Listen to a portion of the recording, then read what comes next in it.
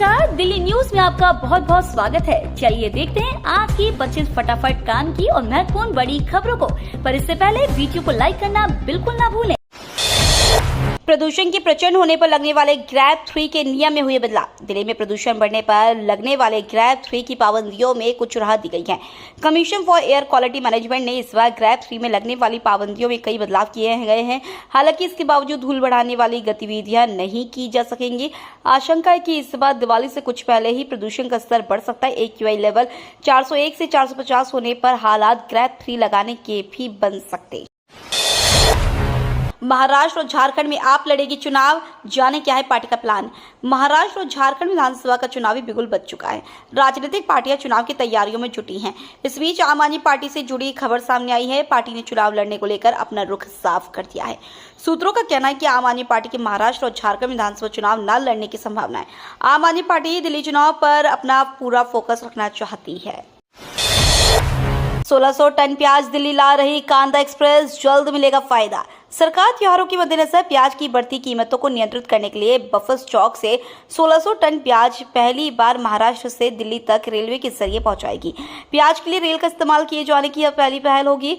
उपभोक्ता मामलों की सचिव निधि खरे ने बृहस्पतिवार को घोषणा की कि कांदा एक्सप्रेस नाम की विशेष ट्रेन महाराष्ट्र के लासलगांव रेलवे स्टेशन से रवाना होगी और 20 अक्टूबर को दिल्ली के किशनगंज रेलवे स्टेशन पर पहुंचेगी।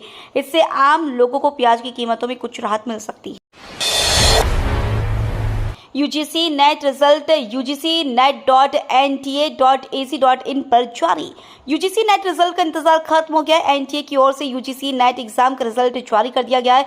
अभ्यर्थी NTA की आधिकारिक वेबसाइट ugcnet.nta.ac.in पर अपना रिजल्ट चेक कर सकते हैं। बता दें, परिणाम के साथ सब्जेक्ट वाइज कट ऑफ भी जारी किया गया है। दिल्ली चुनाव के मद्देनजर कांग्रेस ने फूका बिगुल, 7 वैनों को देवेंद्र यादव ने दिखाई हरी झंडी। दिल्ली प्रदेश कांग्रेस कमेटी के अध्यक्ष देवेंद्र यादव ने विधानसभा चुनावों का चुनावी बिगुल बजाते हुए गुरुवार को भारी संख्या में मौजूद कांग्रेस कार्यकर्ताओं और नेताओं की मौजूदगी में दिल्ली वालों आओ दिल्ली चलाओ अभियान के साथ सभी 7 संसदीय क्षेत्रों में 7 वैन को हरी झंडी दिखाकर रवाना किया। प्रत्येक वैन में एक खाली कुर्सी रखी गई है, जिस पर कांग्रेस कार्यकर्ता दिल्ली की जनता को बैठाकर उनसे दिल्ली कैसे चलानी यह पूछेंगे। मुंबई से लंदन जा रहे एयर इंडिया विमान को बम से उड़ाने की धमकी। मुंबई से लंदन जा रहे एयर इंडिया के एक विमान में बम की धमकी मिलने के बाद विमान में इमरजेंसी अलर्ट जारी किया गया। लैंडिंग से 1 घंटे पहले मिली बम की धमकी से हड़कंप मच गया। विमान को लंदन के हीथ्रो एयरपोर्ट पर दोपहर 12:05 पर उतरना था, लेकिन विमान काफी देर तक लंदन के ऊपर चक्कर लगाता रहा। इससे 3 दिन पहले भी विमानों में बम की धमकी के 19 मामले सामने आए थे। टिकट बुकिंग को लेकर रेलवे ने बदली व्यवस्था। अब 120 नहीं 60 दिन पहले होगा रिजर्वेशन। रेलवे यात्रियों के लिए बड़ी खबर है। रेलवे ने फैसला लिया है कि अब यात्री यात्रा करने से 60 दिन पहले ही टिकट बुक कर सकेंगे। पहले ये सुविधा 120 दिनों की थी, यानी यात्री यात्रा करने से 120 दिन पहले टिकट बुक कर सकते थे, लेकिन अब ये सीमा 120 दिन से घटाकर 60 दिन कर दी गई है।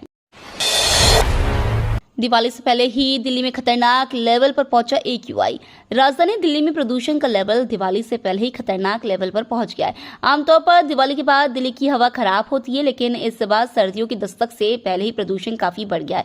गुरुवार दोपहर बाद भी कई इलाकों में धुंध छाई रही। दिल्ली के कई इलाकों में वायु गुणवत्ता सूचकांक 350 के पार चला गया। हवाओं की कम हुई रफ्तार की वजह से प्रदूषण और भी बढ़ गया है, जिसके बाद कई लोगों ने सांस लेने में तकलीफ की शिकायत की है। नायब सैनी ने दूसरी बार हरियाणा के CM के रूप में ली शपथ। हरियाणा में लगातार तीसरी बार भारतीय जनता पार्टी की सरकार बनी है। नायब सैनी ने पंचकुला के सेक्टर 5 स्थित दशहरा मैदान में आयोजित शपथ ग्रहण समारोह में हरियाणा के CM के रूप में शपथ ली। उन्हें राज्यपाल बंडारू दत्तात्रेय पद और गोपनीयता की शपथ दिलाई। यह लगातार दूसरी बार है जब सैनी ने हरियाणा की कमान संभाली है। कार्यक्रम में नायब सैनी के अलावा 13 विधायकों ने भी मंत्री पद की शपथ ली। जम्मू कश्मीर के पूर्ण राज्य की बहाली का मुद्दा पहुंचा सुप्रीम कोर्ट। सुप्रीम कोर्ट ने गुरुवार को कहा है कि वह तय समय के अंदर जम्मू कश्मीर का राज्य का दर्जा बहाल किए जाने का अनुरोध करने वाली याचिका को सुनवाई के लिए सूचीबद्ध करने पर विचार करेगा। याचिकाकर्ताओं की ओर से पेश हुए सीनियर वकील गोपाल शंकर नारायणन ने भारत की chief justice DY Chandrachud, justice JB Pardiwala और जस्टिस मनोज मिश्रा की बेंच से अनुरोध किया कि याचिका पर तत्काल सुनवाई की आवश्यकता है। शेख हसीना के खिलाफ गिरफ्तारी वारंट जारी, 18 नवंबर तक पेश होने का आदेश। बांग्लादेश की पूर्व प्रधानमंत्री शेख हसीना की मुश्किलें बढ़ गई हैं। दरअसल बांग्लादेश की एक अदालत ने उनके खिलाफ गिरफ्तारी वारंट जारी किया है। अदालत ने 18 नवंबर तक शेख हसीना को पेश होने का आदेश दिया है। बांग्लादेश के अंतर्राष्ट्रीय अपराध न्यायाधिकरण के मुख्य अभियोजक मोहम्मद ताजुल इस्लाम ने इस बात की जानकारी साझा की। दिल्ली के सदर बाजार में खरीदारी करने उमड़ी भीड़, महिलाओं से धक्का मुक्की। दिल्ली के व्यस्त बाजारों में शुमार सदर मार्केट में दिवाली से पहले खरीदारी करने वालों की भारी भीड़ के कारण भगदड़ जैसी स्थिति पैदा हो गई। इस घटना का वीडियो सोशल मीडिया पर वायरल हो गया। घटना के कथित वीडियो में महिलाओं से धक्का मुक्की की घटना भी कैद हो गई है। वीडियो में देखा जा सकता है कि लोग अपने सिर पर बैग रखकर घनी भीड़ के बीच से रास्ता खोजने की कोशिश कर रहे हैं। 13,000 करोड़ के ड्रग्स मामले में सुरक्षा एजेंसी अलर्ट। दिल्ली और गुजरात से 13,000 करोड़ रुपए से अधिक की ड्रग्स की बरामदगी मामले में नारकोटिक्स कंट्रोल ब्यूरो भी अपनी निगाहें टिकाए हुए है। मामले में राष्ट्रीय जांच एजेंसी का कहना है कि फिलहाल वह इसकी जांच नहीं कर रहे हैं। हालांकि सूत्रों का कहना है कि देश में नार्को टेररिज्म की तरह काम कर रहे ड्रग्स रैकेट पर अंदर खाने NIA भी काम कर रहा है। इसके तहत विदेशों से जुड़ रहे हैं। अभी और ड्रग्स बरामद हो सकती है। ग्रेटर नोएडा के मंदिर में मूर्ति खंडित होने पर थाना और चौकी प्रभारी समेत 4 सस्पेंड। ग्रेटर नोएडा के चारचा थाना क्षेत्र के छोलस गांव में 4 दिन पहले एक मंदिर में स्थापित मूर्ति खंडित होने के मामले में लापरवाही बरतने के आरोप में 4 पुलिसकर्मियों को निलंबित कर दिया गया है। इन पुलिसकर्मियों के खिलाफ विभागीय जांच के भी आदेश दिए गए हैं। भारत ने सैफ महिला चैंपियनशिप में पाकिस्तान को 5-2 से हराया। भारतीय महिला फुटबॉल टीम ने गुरुवार को दशरथ स्टेडियम में ग्रुप ए के मैच में पाकिस्तान को 5-2 से हराकर सैफ महिला चैंपियनशिप 2024 में अपना अभियान शानदार तरीके से शुरू किया। 5 बार की चैंपियन भारतीय टीम पहले हाफ तक 4-1 से आगे थी। भारत ने 3 टीम के ग्रुप के शुरुआती मैच में जीत से 3 अंक हासिल किए। बांग्लादेश ग्रुप की तीसरी टीम है। लॉरेंस बिश्नोई और हाशिम बाबा गैंग का शार्प शूटर योगेश गिरफ्तार। महाराष्ट्र के पूर्व मंत्री व 3 बार के विधायक रहे बाबा सिद्दीकी की हत्या के बाद लॉरेंस बिश्नोई गैंग की चर्चा एक बार फिर से देश भर में हो रही है। इस बीच खबर आ रही है कि पुलिस ने मुठभेड़ के बाद लॉरेंस बिश्नोई और हाशिम बाबा गैंग के एक शार्प शूटर को गिरफ्तार कर लिया है। दिल्ली पुलिस की स्पेशल सेल और मथुरा पुलिस ने संयुक्त रूप से यह कार्रवाई की। शूटर का नाम योगेश उर्फ राजू बताया जा रहा है और वह 12 सितंबर को दिल्ली के ग्रेटर कैलाश में हुए जिम संचालक नादिर शाह की हत्या में मुख्य शूटर था। बहराइच हिंसा के आरोपियों के एनकाउंटर पर भड़के ओवैसी। यूपी के बहराइच में मूर्ति विसर्जन के दौरान पत्थरबाजी और गोलाबारी में एक युवक रामगोपाल मिश्रा की मौत हो गई थी। इस घटना के बाद बहराइच में बड़े स्तर पर हिंसा हुई थी। अब पुलिस ने हिंसा और रामगोपाल मिश्रा की हत्या के कुल 6 आरोपियों को गिरफ्तार कर लिया है। गिरफ्तारी के दौरान इनमें से 2 आरोपियों को एनकाउंटर में गोली भी लगी है। अब इस एनकाउंटर की घटना पर AIMIM पार्टी के प्रमुख असदुद्दीन ओवैसी भड़क गए और ओवैसी ने कहा कि अगर पुलिस के पास इतना सबूत होता तो आरोपियों को कानूनी सजा दिलाने की कोशिश होती। रोहित ने मानी गलती, कहा मेरी वजह से गड़बड़ हुआ। न्यूजीलैंड के हाथों बेंगलुरु टेस्ट की पहली पारी में 40 रन पर ऑल आउट होने के बाद टीम इंडिया की आलोचना हो रही है। वहीं दिन का खेल खत्म होने के बाद कप्तान रोहित शर्मा ने खुद मीडिया से बात करते हुए बताया कि यह मेरी गलतफहमी थी। मैं सपाट पिच की उम्मीद कर रहा था, मैं पिच को ठीक से पढ़ नहीं सका। यह एक बुरा दिन था। कभी कभी आप कुछ करने की योजना बनाते लेकिन उसे करने में विफल हो जाते हैं। योगी सरकार का बड़ा कदम, AI CCTV से अभेद्य होगी महाकुंभ की सुरक्षा व्यवस्था। योगी सरकार महाकुंभ 2025 को दिव्य, भव्य और नव्य बनाने के लिए युद्ध स्तर पर काम कर रही है। महाकुंभ से पहले पूरे शहर को जहां भव्य रूप से सजाने का काम जोरों पर चल रहा है, वहीं दूसरी ओर महाकुंभ में आने वाले श्रद्धालुओं की सुरक्षा को लेकर भी खास इंतजाम किए जा रहे हैं। योगी सरकार की पुलिस जहां एक तरफ चप्पे चप्पे पर नजर रखेगी, वहीं दूसरी ओर टेक्नोलॉजी के जरिए सुरक्षा व्यवस्था को और भी पुख्ता करने की तैयारी चल रही है। Amazon प्राइम वीडियो में भी जल्द आएगा ऐड, इन देशों में पहले से ही लागू।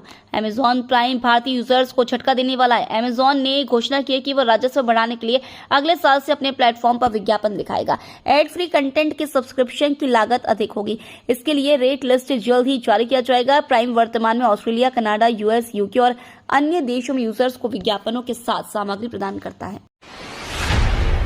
वाल्मीकि मंदिर पहुंचे राहुल गांधी, पूजा अर्चना कर लिया आशीर्वाद। लोकसभा में विपक्ष के नेता और कांग्रेस सांसद राहुल गांधी गुरुवार को महर्षि वाल्मीकि जयंती के अवसर पर दिल्ली के वाल्मीकि मंदिर में पूजा अर्चना की।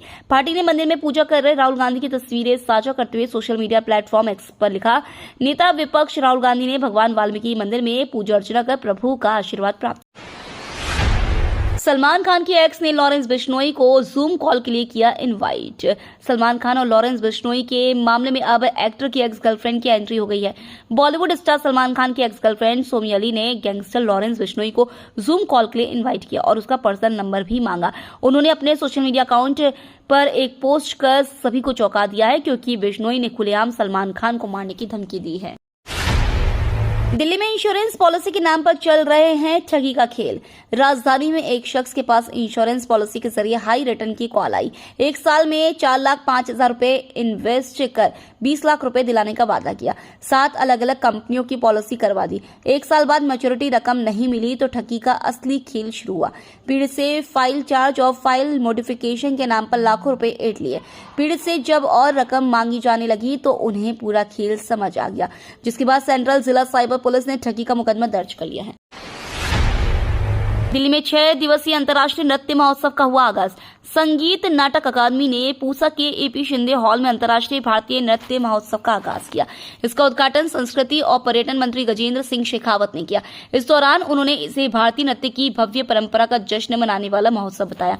उन्होंने इसमें दुनिया भर के कलाकारों, विद्वानों और अभ्यासकर्ताओं को महोत्सव के जरिए सांस्कृतिक विरासत को सम्मानित करने के लिए एक साथ लाने की बात कही। दिल्ली के मॉल में बम रखने की धमकी, पुलिस ने एक युवक को लिया हिरासत में। दिल्ली के एक मॉल में बम की धमकी की खबर है। फोन करने वाले ने ही कहा है कि उसने मॉल में बम प्लांट कर दिया है। इस सूचना के बाद दिल्ली के सभी मॉल में सुरक्षा बढ़ा दी गई है। पुलिस ने कालकाजी डीडीए फ्लैट में रहने वाले युवक को हिरासत में ले लिया है और उससे पूछताछ की जा रही है। कालकाजी थाना पुलिस युवक को हिरासत में लेकर कालकाजी थाने ले गई है और यहाँ पर ज्वाइंट इंट्रोगेशन की जा रही है। ये तो थी आज की बड़ी खबरें। रोजाना ऐसी ही सबसे पहले अपडेट पाने के लिए चैनल को सब्सक्राइब करना बिल्कुल ना भूलें। धन्यवाद।